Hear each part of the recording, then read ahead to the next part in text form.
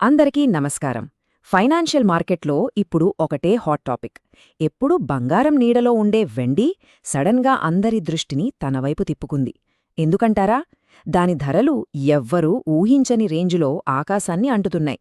అసలు ఇంతకాలం సైలెంట్గా ఉన్న ఈ సిల్వర్ ఇప్పుడు కొత్త ఫైనాన్షియల్ సూపర్ స్టార్గా ఎలా అవతరించిందో గెలెన్ మనం ఈ విశ్లేషణలో వివరంగా చూద్దాం.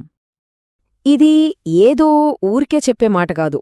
నిజానికి అందరి ఫోకస్ బంగారం మీద ఉన్నప్పుడే వెండి సైలెంట్గా దాన్ని దాటేసి ముందుకెళ్ళిపోయింది.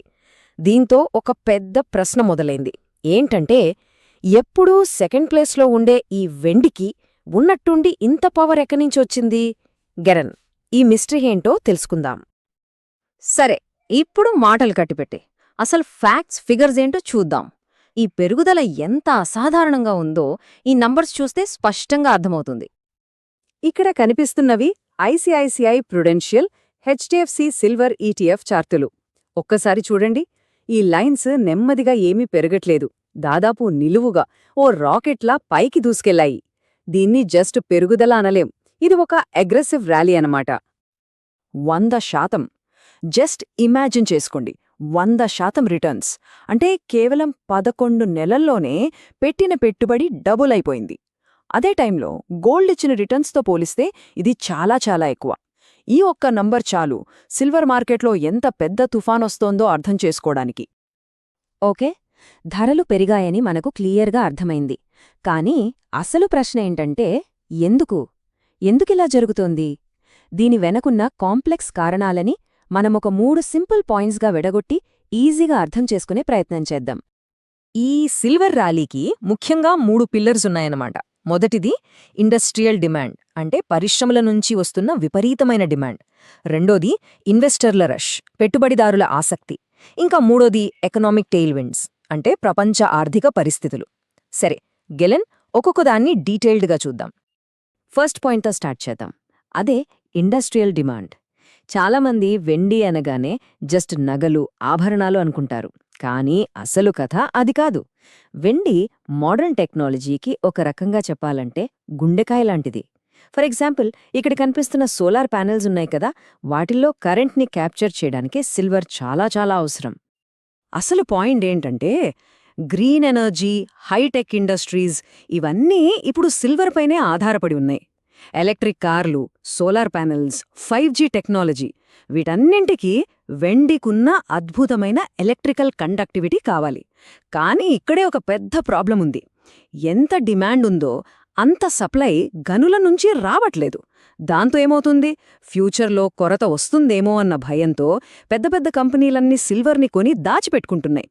ఇది డిమాండ్ సప్లై గ్యాప్ని ఇంకా పెంచి ధరల్ని ఆకాశంలోకి పంపుతోంది. సరే, ఇప్పుడు రెండో పవర్ఫుల్ రీజన్కి వద్దాం. ఇన్వెస్టర్ల రష్. కేవలం ఇండస్ట్రీలే కాదు, ఇన్వెస్టర్లు కూడా భారీ మొత్తంలో డబ్బుని సిల్వర్ మార్కెట్లోకి పంప్ చేస్తున్నారు. తమ డబ్బును సేఫ్గా ఉంచుకోవడానికి, పెంచుకోవడానికి వెండిని ఒక పర్ఫెక్ట్ ఆప్షన్గా చూస్తున్నారన్నమాట. మరి ఇన్వెస్టర్లు ఎందుకు సిల్వర్ వైపు ఇంతలా ఆకర్షితులవుతున్నారు? దీనికి కొన్ని బలమైన కారణాలున్నాయి. 1. మార్కెట్ అస్థిరంగా ఉన్నప్పుడు వెండి ఒక సేఫ్ హెవెన్, అంటే సురక్షితమైన ఆస్తి. 2. గోల్డ్ రేట్స్ ఆల్రెడీ పీక్స్లో ఉన్నాయి, కాబట్టి దాంతో పోలిస్తే సిల్వర్ చాలా తక్కువ ధరకే దొరుకుతున్నట్టు కనిపిస్తోంది. అన్నింటికంటే ఆశ్చర్యకరమైన విషయమేంటంటే, ఇప్పుడు దేశాల సెంట్రల్ బ్యాంకులు కూడా తమ రిజర్వ్స్ని డైవర్సిఫై చేయడానికి గోల్డ్తో పాటు సిల్వర్ని కూడా కొంటున్నాయి. ఇక మూడోది చాలా చాలా ఇంపార్టెంట్ ఫ్యాక్టర్, అదే ఎకనామిక్ కండిషన్స్.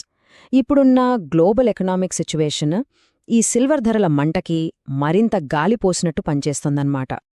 ఈ విషయం చాలా సింపుల్ అండ్ ఇంపార్టెంట్. సిల్వర్ ప్రైస్కి $US వాల్యూకి మధ్య ఒక రివర్స్ రిలేషన్షిప్ ఉంటుంది.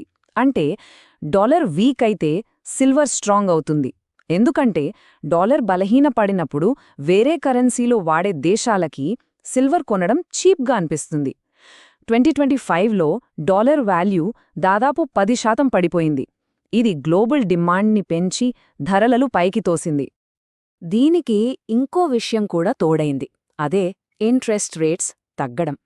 చూడండి, వడ్డీ రేట్లు తక్కువగా ఉన్నప్పుడు బ్యాంకులో డబ్బులు పెడితే పెద్దగా లాభం రాదు కదా. అప్పుడు ఇన్వెస్టర్లు ఏం చేస్తారు? వడ్డీ ఇవ్వకపోయినా విలువ పెరిగే అవకాశం ఉన్న సిల్వర్ లాంటి యాసెట్స్ వైపు మొగ్గు చూపుతారు. సరే, ఇప్పటిదాకా ధరలు ఎందుకు పెరుగుతున్నాయో చూసాం. ఇప్పుడు మనందరి మదిలో వచ్చే ప్రశ్న ఒకటే: ఈ ట్రెండ్లో మనం ఎలా ఇన్వెస్ట్ చేయాలి? ఫిజికల్గా వెండి బార్స్ కొని ఇంట్లో పెట్టుకోవడం ఒక పద్ధతి అయితే, అంతకంటే చాలా సులభమైన మోడర్న్ వే ఒకటుంది. దాని గురించే ఇప్పుడు మనం మాట్లాడుకోబోతున్నాం. దాన్ని సిల్వర్ ఈటీఎఫ్ అంటారు, అంటే ఎక్స్చేంజ్ ట్రేడెడ్ ఫండ్. సింపుల్గా చెప్పాలంటే ఇది డిజిటల్ సిల్వర్ అన్నమాట. మనం స్టాక్ మార్కెట్లో షేర్లు ఎలా కొంటామో అచ్చం అలాగే ఈ సిల్వర్ ఈటీఎఫ్ యూనిట్లను కొనొచ్చు, అమ్మొచ్చు. దీని వాల్యూ రియల్ సిల్వర్ ప్రైస్తో పాటు పైకి కిందికి వెడుతూ ఉంటుంది.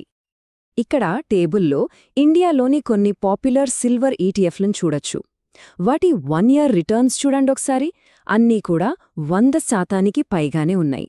అంతేకాదు, వీటిని మేనేజ్ చేయడానికి అయ్యే ఖర్చు అంటే ఎక్స్పెన్స్ రేషియో కూడా చాలా తక్కువే.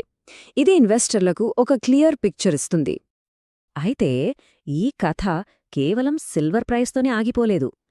దీని ప్రభావం అంటే ఈ రిపుల్ ఎఫెక్ట్ స్టాక్ మార్కెట్లోని కొన్ని కంపెనీల మీద కూడా చాలా బలంగా పడుతోంది. అదెలాగో ఇప్పుడు చూద్దాం.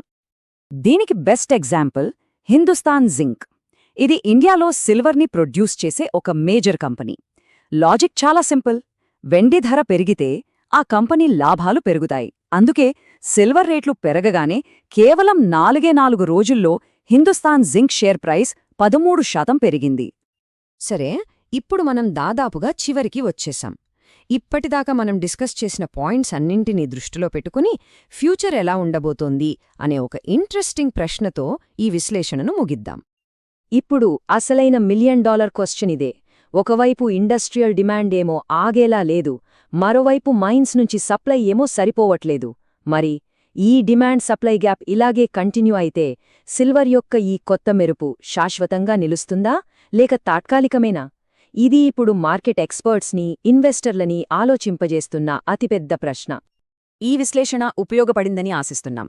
ఇలాంటి మరిన్ని ఇంట్రెస్టింగ్ మార్కెట్ ఇన్సైట్స్ కోసం మా తెలుగు బ్రీఫ్ ఎక్స్ప్లెయినర్ ఛానల్కి తప్పకుండా సబ్స్క్రైబ్ చేసుకోండి.